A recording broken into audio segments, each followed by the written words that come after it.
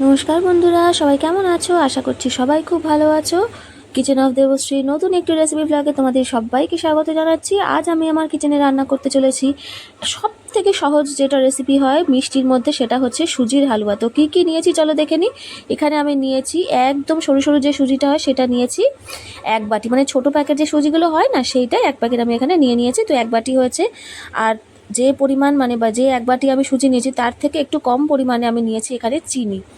দেখো পরিমাণটা তোমরা দেখতে পাচ্ছ কতটা কম নিয়েছি। আর এখানে নিয়েছি অল্প একটু বাদাম আর দুটো তেজপাতা। তোমরা চাইলে কিন্তু এলাচও ইউজ করতে পারো, এলাচের গন্ধটা না আমার আবার ভালো লাগে না, তো সেই জন্য আমি কিন্তু এলাচটাই ব্যবহার করব না। তোমরা চাইলে অবশ্যই ব্যবহার করতে পারো এলাচ। তো দেখো গ্যাস অন করে দিলাম, দিয়ে কড়াই বসিয়ে দিয়েছি। এর মধ্যে দিয়ে দেবো হচ্ছে সুজিটা দিয়ে কিন্তু এবারে ভালোভাবে একটু সুজিটাকে ভাজা ভাজা করে দিতে হবে, কারণ হালুয়া যেহেতু সুজিটা একটু ভালোভাবে লাল লাল করে ভেজে নিলে কিন্তু হালুয়াটা খুব ভালো হবে। তো এইরকমভাবে বারবার বারবার নাড়তে হবে। এই ভুলটা কিন্তু করো না যে সুজিটা বসিয়ে দিয়ে অন্য কোনো কাজ করতে গেলে সেটা কিন্তু একেবারেই হয় না, তাহলে কিন্তু সুজি পুরোটাই পুড়ে যাবে। সুজি বসিয়ে কিন্তু এখান থেকে একদম নড়া যাবে না, এখানে দাঁড়িয়ে দাঁড়িয়েই কিন্তু সুজিটাকে এইভাবে নাড়াচাড়া করতে হবে বারবার করে, যাতে সুজিটা প্রত্যেকটা সুজির কণা যাতে ভালোভাবে ভাজা হয়ে যায়। এইভাবে দেখো সমানে কিন্তু এই হাতটা দিয়ে হচ্ছে ভালোভাবে নেড়ে নিতে হবে। এর থেকে সহজ পদ্ধতি বা এর থেকে সহজ মিষ্টি আর কিন্তু কিছু আছে বলে আমার মনে হয় না। যদি চটজলদি একটু মিষ্টি কিছু খেতে ইচ্ছা করে বা বাড়িতে কোনো লোকজন এসছে বা কোনো অনুষ্ঠান আছে, মিষ্টি কি করবে ভেবে পাচ্ছ না, তাহলে কিন্তু এইটা সব থেকে সহজ রেসিপি, যেটা হচ্ছে সুজির হালুয়া। একদমই কম উপকরণ লাগে, প্লাস হচ্ছে তোমার সময়টাও কম লাগে, আর তার উপরে হচ্ছে সব থেকেই সহজ, কোনো তাল ঝামেলা কিচ্ছু নেই। একদমই সহজ পদ্ধতি এটা, কিন্তু খেতে হবে কিন্তু দারুণ সুস্বাদু। তো ব্যাস দেখো সুজিটার কালার আস্তে আস্তে যে চেঞ্জ হচ্ছে সেটা কিন্তু দেখেই কিন্তু তোমরা বুঝতে পারছো যে সুজির কালারটা কিন্তু আস্তে আস্তে চেঞ্জ হয়ে যাচ্ছে। দেখো অনেকটা কিন্তু ভাজা হয়ে এসেছে, এভাবে কিন্তু ক্রমাগত কিন্তু নাড়তে হবে, নেড়ে নেড়ে নেড়ে নেড়ে সুজিটা কিন্তু ভালোভাবে একদম ভালো করে ভাজা করে নিতে হবে। দেখো সুজি কিন্তু প্রায় লাল লাল হয়েই এসছে। তো এই পর্যায়ে বলে দিচ্ছি, যারা যারা এতক্ষণ অবধি আমার ভিডিওটা আমার সাথে আছো সবাইকে অনেক অনেক ভালোবাসা, অনেক ধন্যবাদ ভিডিওটা আমার সাথে এতক্ষণ থাকার জন্য। আর অনুরোধ করবো ভিডিওটা একদম ফুল ওয়াচ করার জন্য, একদম শেষ অবধি আমার সাথে থাকার জন্য অনুরোধ করলাম। আর যারা যারা নতুন বন্ধুরা আছো তাদেরকে অনুরোধ করবো চ্যানেলটাকে সাবস্ক্রাইব করে পাশে থেকো আরও অনেক অনেক নতুন নতুন ভিডিও দেখার জন্য। তো দেখো সুজি আমার কিন্তু প্রায় একদমই ডান হয়ে গেছে ভাজা। এইবারেই কিন্তু আমি দিয়ে দেব হচ্ছে জল।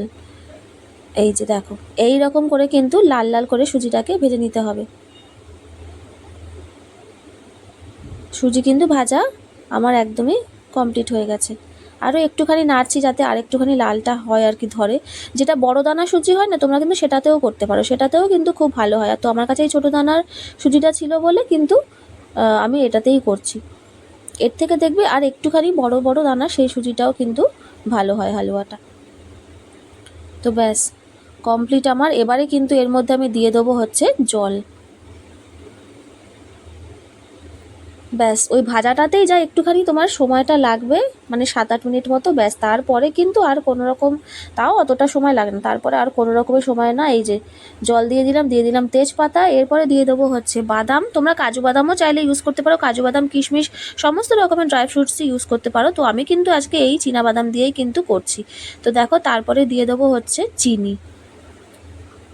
মিষ্টিটা কিন্তু নিজেদের স্বাদ অনুযায়ী দেবে, কেউ একটু বেশি মিষ্টি চড়া মিষ্টি খেতে ভালোবাসে, আবার কেউ কিন্তু একটু কম মিষ্টি খেতে ভালোবাসে। আমরা যেহেতু একটুখানি কম মিষ্টি খাই সেই জন্য কিন্তু আমি সেই পরিমাণে দিলাম। তোমরা কিন্তু অবশ্যই টেস্ট অনুযায়ী মিষ্টিটাকে ইউজ করো। তো দেখো এই পর্যায়ে কিন্তু এই যে কতটা ধরে এসছে দেখেছো, এই যে অনেকটা কিন্তু ঘন হয়েছে। সুজি তো ফোলে, যারা আমরা রান্না করি তারা জানি, যারা নতুন বন্ধুরা আছে তাদের জন্যই কিন্তু আমার বলা যে সুজি কিন্তু অনেকটা পরিমাণে ফুলে যাবে।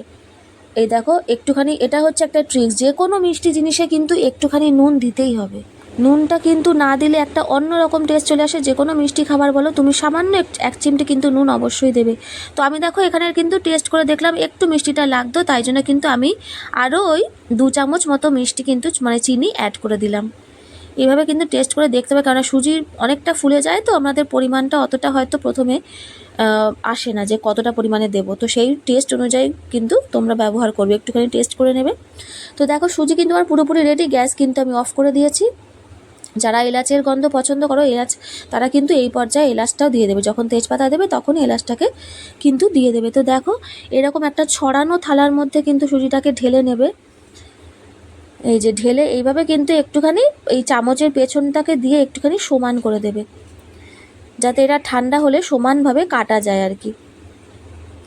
এইভাবেও অবশ্যই খাওয়া যায়, কিন্তু ওই যে কেটে কেটে দিলে কিন্তু সেটা দেখতেও ভালো লাগে আর আমাদের খেতেও কিন্তু অনেকটা সুবিধা হয়, সেই কারণেই কিন্তু এরকমভাবে দেওয়া। তো দেখো আমি একটা ছড়ানো থালার মধ্যে ভালোভাবে সমান করে সুজিটাকে ছড়িয়ে দিয়েছি।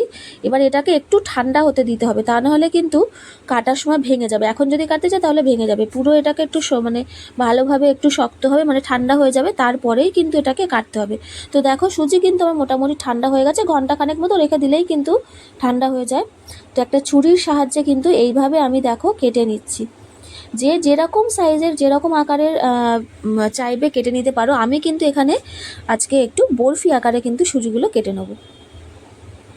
তো এই যে দিলাম, এবার একটুখানি এরকম ত্যাচ্চা করে দিলেই কিন্তু দেখো বরফি আকার কিন্তু হয়ে যাবে সুজিগুলোর।